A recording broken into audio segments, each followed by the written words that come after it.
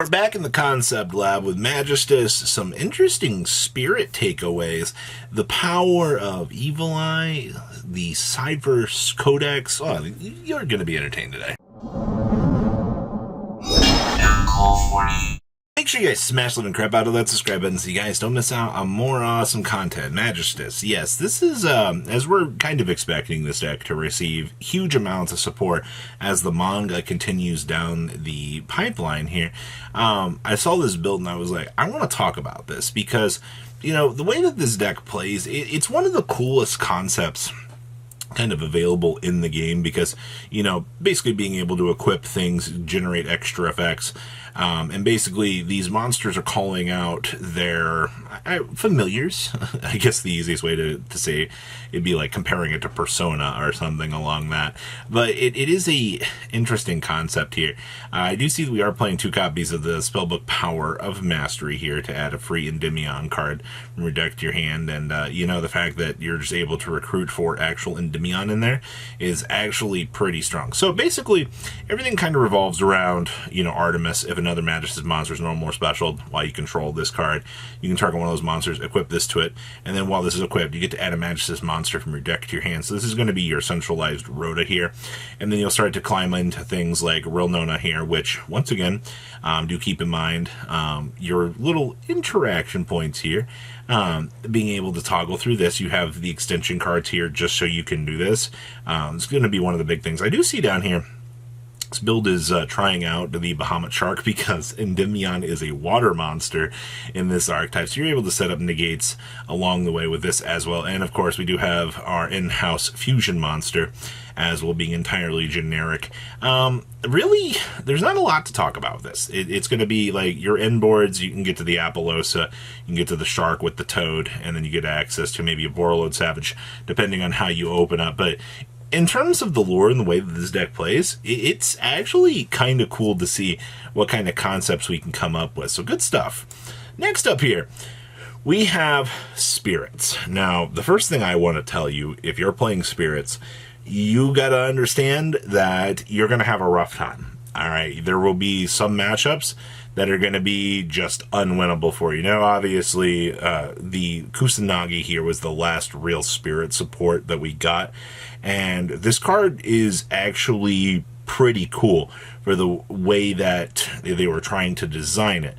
You do see here, this build is opting to play some Mirror Forces, and that's mainly because, well, at least in the case of the Drowning Mirror Force here, I mean, you're not going to have a monster left on your field because the whole squad's going to be bouncing back to your hand.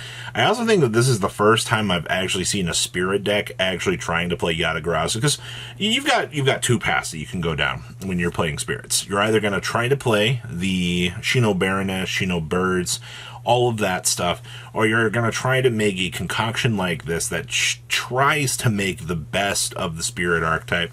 And we actually have the Mirror of Yata here, which is actually pretty cool. Spirits actually have a way to basically return itself back to the hand. This prevents that, and that's actually pretty good. I also see this build's choosing to play Morganite here. That way, you know, you can actually get some actual value. But once again, my main concerns here are, you know, we are playing Spirits. Obviously, things like this are going to be very, very strong. Yamato Dragon is just one of those little free cards. I do see here, good old Izanagi, the old Spirit monsters that actually need to stick around on the field should be able to do so. Outside of that, this is purely a fun concept. All right, if you genuinely enjoy, you know, wanting to try Spirits or something like this, and if you want something slightly more competitive, go try out the Shino Baron pile. I think that'll be more for you. All right, what else we got back here? We have Evil Eye today. Now, the biggest takeaway with Evil Eye, or at least attempting an Evil Eye deck, is there can only be one. Floodgates are typically your #1 friend.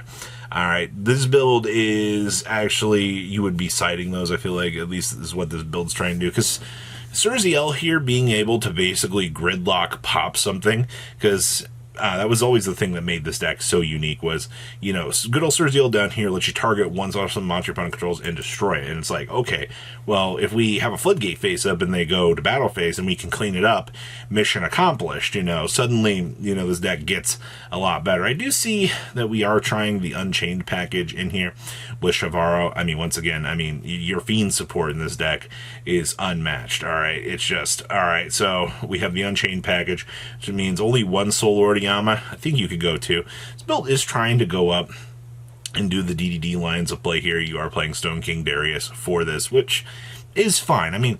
You've just got to understand the way that the deck works is you have a very strong element of control present in the deck, and you need to use the rest of the tools around you to try to clean that up. I guess that's why we have things like Surzeal as well. But outside of that, where are my floodgates? Why? I really am surprised that this build was not at least trying the one there can only be one and so forth, just to try to make sure, we can go through. You do have the appropriate amount of the little familiars in here as well, except for Medusa. I guess you could be, this card's completely optional, I feel like some days, but most of these two, everything that you actually need to see. But if you're trying out the idea of evil, I honestly, once again, give this a shot. Try out some floodgates, try some of the modifiers. If not, I think this deck is a very good, strong base point to start. Alright, what else we got back here? So, this caught my attention from its regional, and I was like, wow, we're back to trying the water package of all things. Yes, it is. Remember, good old Deep Sea Diva here, special summons a level 3 or lower and doesn't negate its effects. The Yamato Orochi here, your Yamatoko Orochi, this card on the field can be treated as a level 8 monster when used for Synchro Summon. And a Synchro monster that uses this card gains this effect based on its original level. So 8 or lower, gains 800 attack and defense.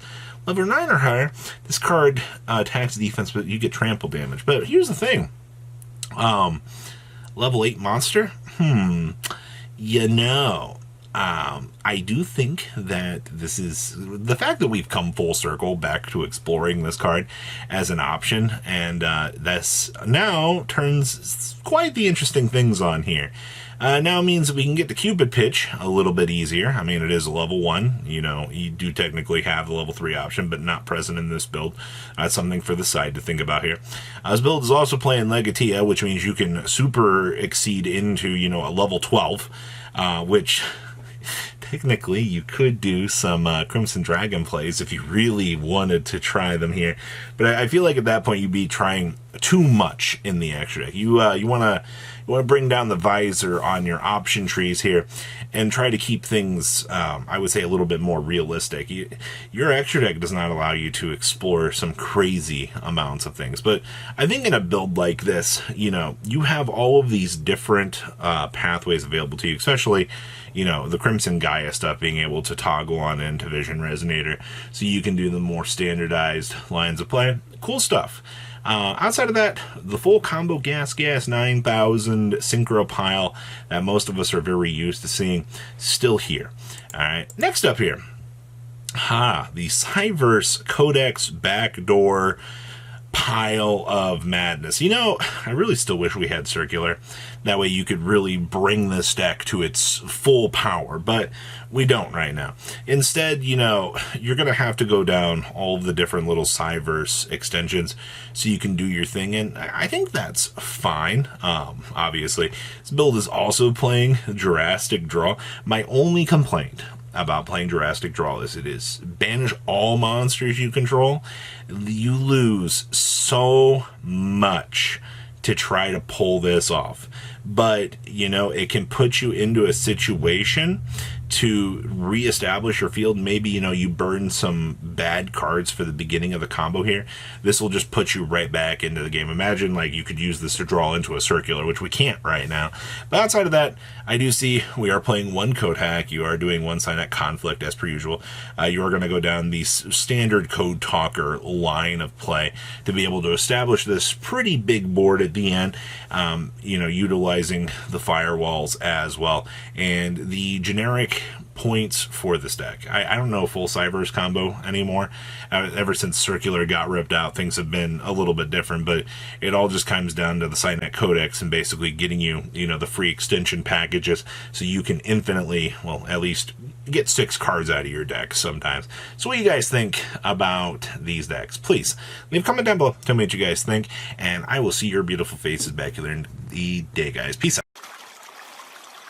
Patrons, thank you.